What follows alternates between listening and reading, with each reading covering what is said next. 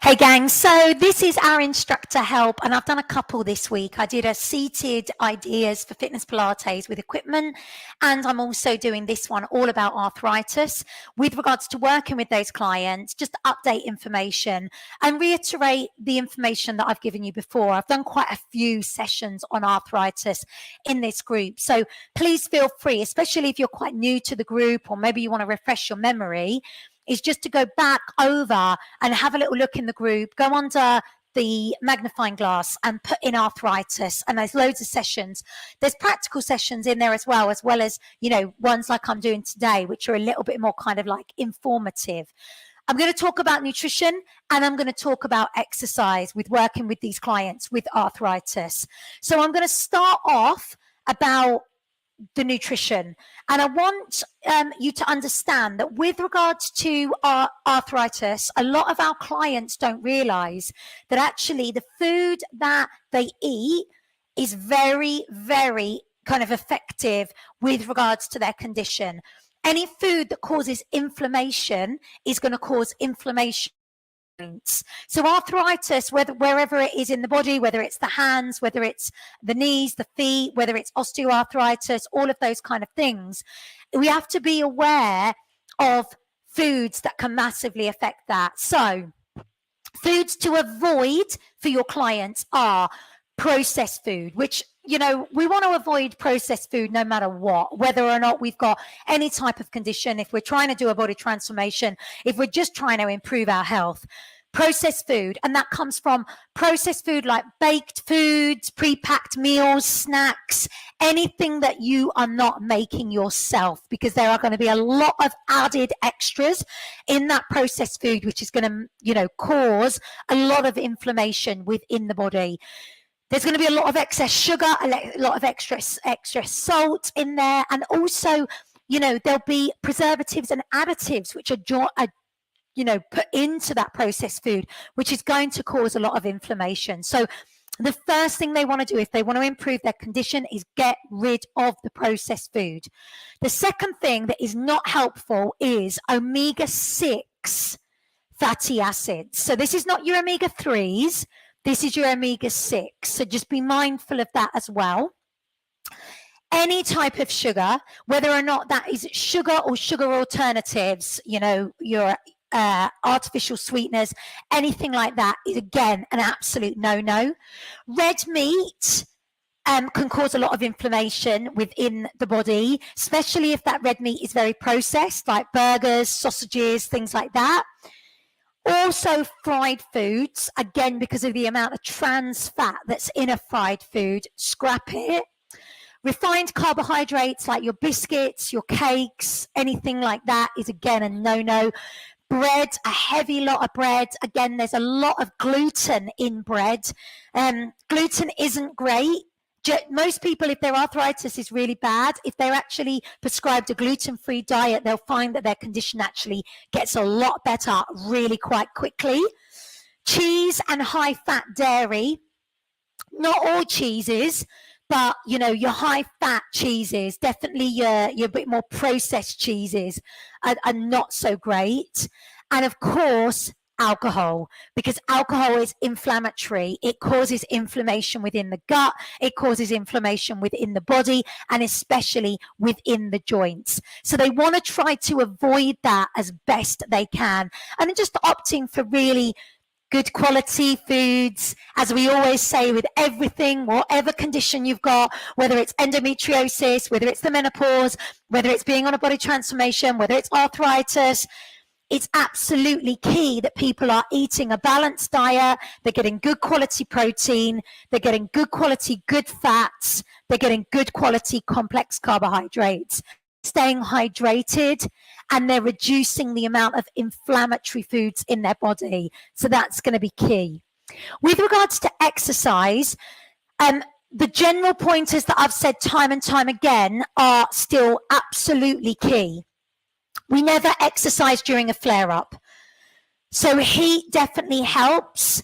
The warmer it is, the better they're feeling with their arthritis. So if it's a very cold day and you've got a very cold room, your clients with arthritis are going to struggle. So definitely, they're going to perform much better in the heat. It's why things like hot yoga, hot Pilates are much more beneficial with arthritis and joint problems. Their joints are definitely going to feel better from it. Especially if the heat is infrared heat, it's going to be really beneficial. The other thing is not exercising too earlier in the morning and too late in the evening. They ideally exercise best in the morning, but a little bit later. So not first thing when they first get up, when they've been moving around a little bit, and that's going to be key. So again, thinking about maybe your clients opting for booking your sessions, if possible, around maybe 10:30, 11 o'clock. That's going to be absolutely ideal. Not exercising really late in the evening. It doesn't work effectively for them. Not exercising 6 o'clock, 7 o'clock in the morning. Again, the body needs to get warm. Think of this being like a well-tuned car. It needs to kind of get warm in order for it to be able to go a little bit further. So all of those key things are absolutely still key. And if somebody has got a flare up, we definitely don't exercise when they're experiencing, any swelling, any redness, any heat. And if they do, then I would definitely recommend them to rest. Maybe elevate whatever area it is. If it's the knees, elevate their leg, and make sure they're maybe doing a little bit of hot cold compress. Take some anti-inflammatories if they want to reduce down those inflammatory foods, and that's going to be beneficial for them.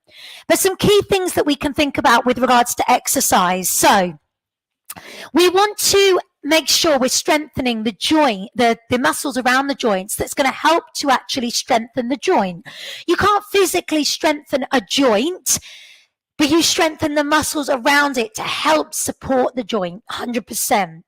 Your loop band is going to be one of your best friends with working with your clients with arthritis, because the resistance is, good. You've got a good amount of resistance there, but it's really easy to use. So if I wanted to, work with my clients with arthritis, they might struggle with their hands holding weights, but we want to keep them functional. So we want to be able to still do kind of push and pull exercises, which are going to be effective for them. So a couple of things that you can do with the loop band. We can pop it around the ankles and we can train the legs. Maybe they need to use the support. I would definitely recommend holding a chair or a wall to do your outer thighs, to do your quads, to do your glutes, to do your hamstrings, and even to do inner thighs. So across the body, big distance. You can literally train the whole of the lower body with a loop band, which are really, really effective. The more they can train those muscles around the knees, so inner thighs, outer thighs, glutes, hamstrings, quads, the stronger their knees are going to be, and they're going to find that much more beneficial. So your loop band is going to be one of your best friends from there. If you want to do any seated work as well, you can maybe take the mini ball back behind them so they're getting a little bit of support but core engagement, and extend the leg. I know I've showed you this before, but using the loop band with a little bit of resistance around the ankles, lifting and lowering to work the quads, and then out and in to work the inner thigh, outer thigh. Again, that could be really, really beneficial for your clients. So they're going to find that is, and it's a lot easier to maneuver your loop band rather than your activation band. The activation band needs to really go around the thighs, and they might find that's a bit too uncomfortable with regards to knees if they've got arthritis within their knees, for sure. Then if we're thinking about upper body, we need to replicate kind of push-pull exercises that are going to help them open a door, open a jar, all of those kind of things. So any kind of hand grip work, anything that's going to strengthen their grip strength. So maybe getting a towel and rolling up the towel was going to be beneficial for them to work on their grip strength. Again, the towel is really comforting in the hands. The other thing that you can do is work with a spiky ball in the hands and do some trigger point release work which is going to help to alleviate, again, arthritic pain. So either using the ball in between both hands and taking a rub here, or holding and squeezing the ball, or you could come down onto the floor and you could roll the ball with the hand here, which again, it can be really beneficial. If you use the balance pods, these are a bit of a game changer with people with arthritis in their hands. One, because you can get some trigger point release work by just putting the hand on them, and it's got air in it, so it's cushioning, so it can be more comfortable for your clients who might really struggle to put their hands down on the floor. The other side, if you turn it the other way up, we can cup over so that your hand grip is here, and again, that might be much more comfortable for them to be able to put their hands on instead of putting their hands flat down on the floor. And they're going to get a little bit of instability, so all of those smaller muscles are going to help to recruit, and they're going to find that much more beneficial for them. Again, working with the loop band can go around the forearms, and we can take some back work here, taking the arms into a little bit of a pulse. They could do that with their palms down, little fingers going out, palms in. They could take it above the head to fire up the shoulders, which might be a much more effective way to actually train their shoulders rather than trying to lift weights. We could take a shoulder press with the loop band up above the head. Again, this can be really, really effective, taking it up and down. And there's no pressure in the hands because the hands are free, so that's ideal.